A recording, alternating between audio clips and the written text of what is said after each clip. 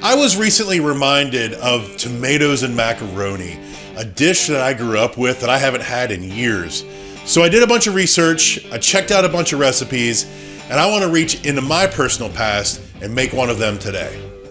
Now, I remember always eating macaroni and tomatoes with a roast. What I didn't remember, and what I saw in a lot of the recipes that I researched, was the addition of sugar. And I don't know if that's like a Southern thing, like Southern folks, you drink your tea way too sweet. Maybe that's what's up with that. But I decided to play with that a little bit today as well. And like I said, I always remember eating macaroni and tomatoes with a roast. So we're going to do an eye round roast today, which is not one of the most coveted cuts on the cow, but I think you could add a lot of value and flavor to if you do it right. So let's get into it. To make our roast beef today, we have a 2-pound boneless eye round roast, 4 teaspoons or more of salt. And today we're going to use the salt of our good friends J.Q. Dickinson Salt Works down in South Charleston, West Virginia. 1 tablespoon of bacon grease. And guys, the recipe says 2 teaspoons of ground black pepper, but we're going to use all the black pepper.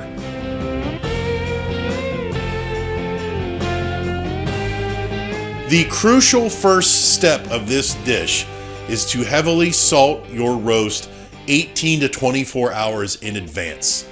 We're going to coat this nicely in the salt and then wrap it up in plastic wrap a few times to make sure that it doesn't leak in our refrigerator.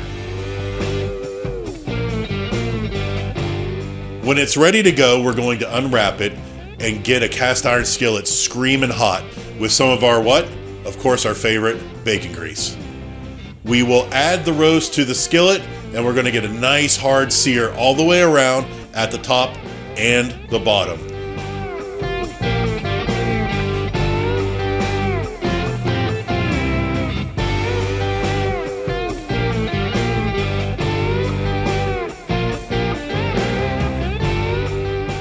If you want to make things a little bit easier for yourself, use an instant read thermometer. Either way, we're going to adjust the oven rack to the middle position and heat the oven to 225 degrees Fahrenheit. We are going to slide our cast iron skillet into the oven for about an hour, hour and a half until our internal temperature reaches 115 degrees if you want medium rare, or 125 degrees if you're shooting for medium. Once it hits that temperature, we want to leave it in the oven, but turn the oven off. The roast will continue to cook in the oven while it's turned off, and this is really going to help it be tender. That's why we're doing it low and slow. Once the internal temperature of your roast reaches 130 degrees for medium rare or 140 degrees for medium, you can pull it out of the oven and let it rest for at least 15 minutes. That's going to give all the juices a chance to reabsorb into the roast and give it a much prettier color when you cut into it.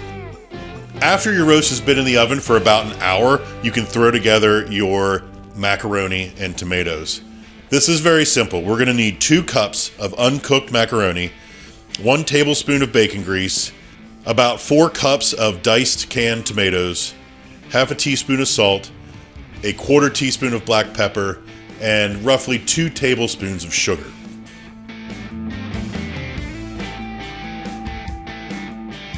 We're going to cook the macaroni in salted water, and we want that to be sea salt salty, like very good and salty to enrich the flavor of your macaroni.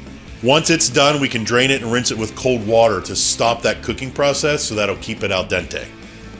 Then in a large pot, melt your bacon grease and pour in the tomatoes with the juice and add your sugar. I think 2 tablespoons is a great place to start, but you can adjust that to your preferences. Bring your tomatoes up to a boil and then reduce the heat to medium and cook it until most of the liquid has evaporated. Give it a stir every once in a while to make sure that it doesn't stick. And it's going to take about 10 minutes. When the tomatoes are to the point you like them, add your macaroni back in, your salt and pepper, and adjust the seasoning to taste. If you saw my video on condiments, you know that I think condiments can sometimes cover up flavors. But on a cut like this eye round roast, a homemade steak sauce is going to really add a lot of flavor. Here's what you'll need. For our steak sauce, we'll need a 1/3 cup of raisins, around 1/2 cup of boiling water, a 1/4 cup of ketchup, 3 tablespoons of Worcestershire sauce, 2 tablespoons of Dijon, and 2 tablespoons of white vinegar.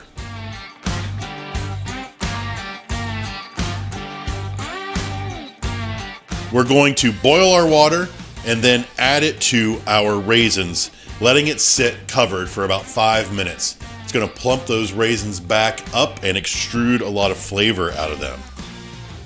Then add in your ketchup, Worcestershire, Dijon, and white vinegar, and blend until smooth.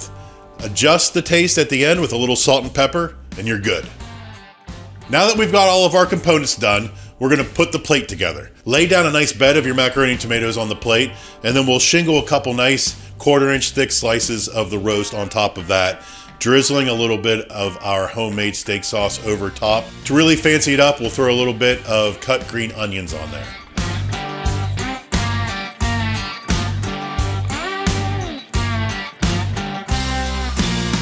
I think this dish is an excellent opportunity to show how down-home cooking can be done in a really nice and fancy way. It tastes good, it looks great, and it's something that reminds me of my childhood. I really enjoyed making this dish today and being transported back to when I was a little kid.